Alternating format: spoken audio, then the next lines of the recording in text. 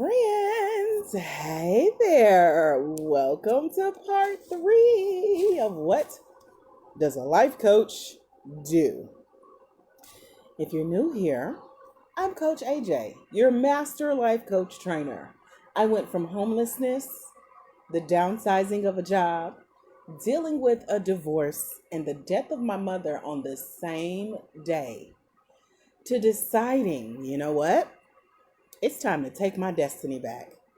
I designed my own future, dedicated the last 7 years of my life getting certified as a life coach, becoming a master life coach, and now a master life coach trainer, having trained and certified over 130 coaches around the world. Not just any coaches, these are Black women. They're learning online, getting certified in one day through my company, the International Center for Life Coach Training, LLC. You see the logo in the audio? I'm so proud of our new shoe line, okay? I love this brand so much. I love what I do as a coach so much that I bring it to you. So welcome to the Life Coach live stream, where I'm diving into yet another tip to help you become a certified life coach, build your successful life coaching company, and know what you're doing as a life coach. Some people don't know what a life coach is, what we do. And so this is part 3. Part 1, we talked about how a coach empowers their client by giving them encouragement, helping them to see their own potential, helping them to acknowledge their strengths, helping them to achieve the goals that they set, cast a vision for their future, believe with their clients, and advocate for them, be their voice of positivity. And we talked about how, as a coach, you have to know how to sit in silence, listen to and trust your intuition, and go with the flow of the conversation. Have that deeper connection with your own spirit as you share, but you're also sharing in a cautious manner, because if you know my definition of a coach, we do not advise. We don't share our opinions. We don't tell people what they shoulda, coulda, oughta, need to be doing, right? We never focus on what's right or wrong with our client or their life situation. We're not giving or forcing our opinion on them. We're remaining open-minded, because we don't teach, we don't train, we don't debate. We basically give feedback on what we hear. And so today's live, we're going to talk more about the last 3 on my list. That started out as 10 tips. We made it to 12. And so I'm going to break down these last few tips. Okay, y'all ready? So if you enjoyed the recap, if you've listened before, if you've checked out parts 1 and 2, if not, I advise you to find them, check them out. Let me know what you think in the comments below. And also tag a friend, because most of us have that one friend who we know would make a phenomenal coach because they're such great listeners. We often go to them for advice, for prayer, for a listening ear, a shoulder to cry on. You may be that friend, but that also means that you're connected with a friend just like that, okay? Tag them on this video. Let them know that Master Life Coach Trainer AJ is here with some more juice. So I'm going to spend just a few minutes tying this all together. And if you have questions or comments, again, leave them in the comments below, and I'm happy to come back and engage with you. So in this final part, I want to talk about how life coaches help our clients point out the positive in their life. Excuse me.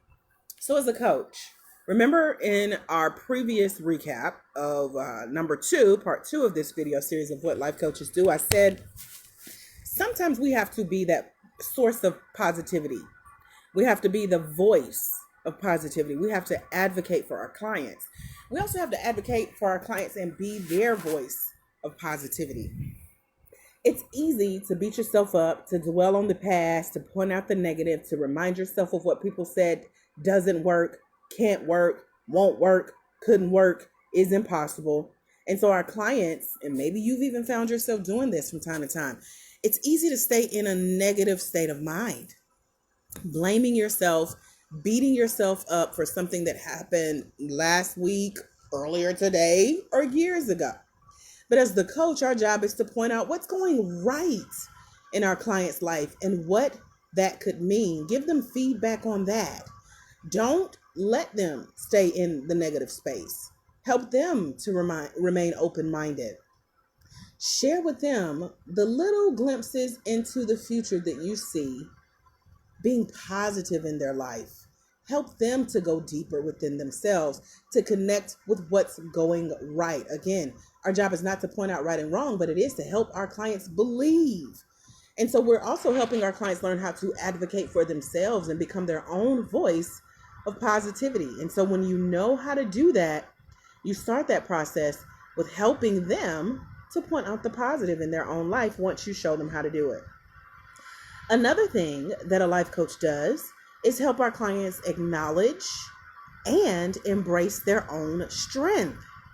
You ever notice yourself or someone you know, maybe it's your friend that you're about to tag on this video post, right? We're so good at something.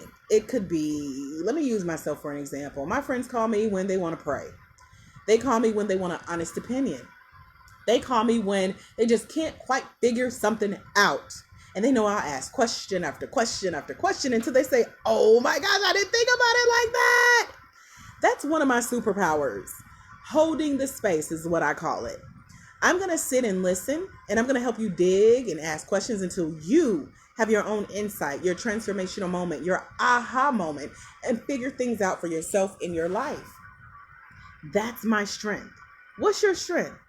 Because whatever your strength is, you're going to bring to your life coaching sessions, and you're going to help your clients not only be their own voice of positivity and point out the positive in their life, but you're going to help them to start acknowledging their own strengths, and they're going to embrace those strengths. But you have to do it first as a coach. So what that looks like is you have to accept it. Notice how I said my superhuman power, my superpower is, I need you to fill out that blank for yourself. Complete this sentence. My superpower is blank. And it needs to be positive. It needs to be good. And it needs to actually be one of the strengths that you've learned to embrace. And now you're accepting it. Because what that's going to do is help your clients when they need you to support them and their agenda. When they need you to help them to acknowledge who they are, what they've done, point out the positive in their life. When they need to recognize how far they've come, what they've already accomplished and achieved in their life, they're going to need you to know your superpower and then transfer it over to them. Now, not trying to give them your superpower, but being in your superpower as a life coach is going to help your clients embrace their own strengths, acknowledge those, and recognize where they have superpowers. And then finally, as the life coaches, we bring this series on home and wrap things up. Our job is to help our clients come up with their next new action step. This is one of my favorite steps of the life coaching process because it's designed to evoke resources. What that looks like is, out of all of the questions that we ask in our life coaching sessions, at the end of the day, it's about what your client can do on their own. So in a nutshell, we are essentially helping our clients to design a life without us. Let me say that again slowly. At the end of the day, we are essentially helping our clients design a life without us. Yes. Our job, again, as a recap, is to empower our client. That means to breathe life into, to teach them something, to bless them, to help them, to uncover some things. Our job as a life coach is to help encourage our clients because we're showing them what they're capable of, helping them to see their own potential. We're helping them to recognize where their own strengths lie as they achieve their life goals. They have a vision for their life. That's why it's okay to ask them questions about what they want in their life. And then we believe with them. Some people believe in touching and agreeing.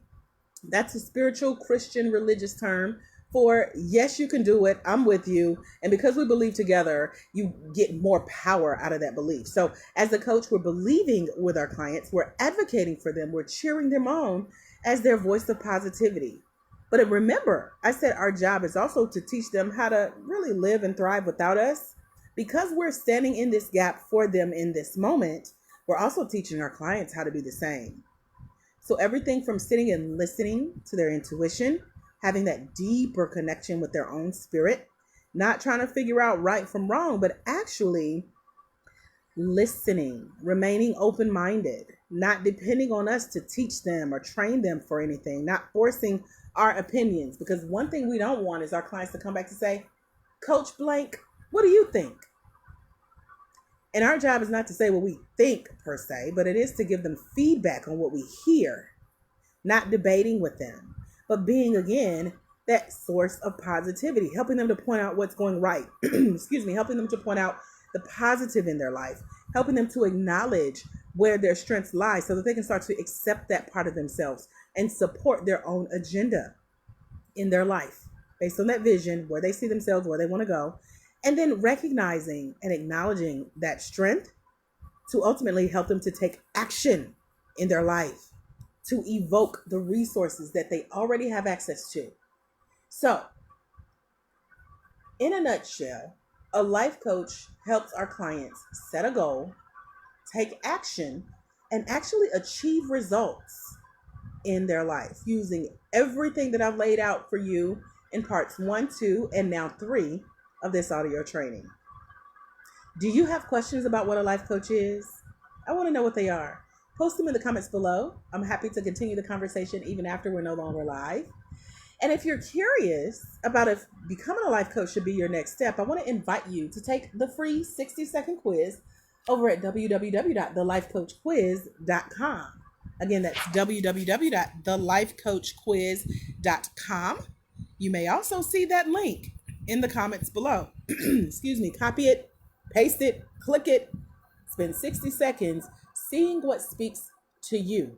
Are you ready to help empower your coaching clients? Are you ready to be their advocate and their voice of positivity? Are you ready to help your clients go to their next level by taking action? Well, remember I said you have to set the example. So head over to thelifecoachquiz.com, take action.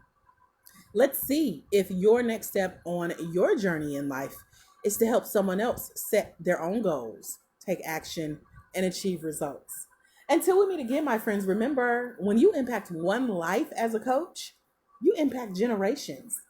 There's someone somewhere. They are waiting on you to walk in your destiny so they can walk into theirs. Because it's when you let your light shine, you give others permission to do the same. I am Master Life Coach Trainer AJ Austin. I'll meet you over at www.thelifecoachquiz.com. Make sure your notifications are turned on so you can know when another video is out and ready for you. Be sure to tag a friend and share this video, and I'll see you soon. Have a phenomenal day. God bless. Bye, friends.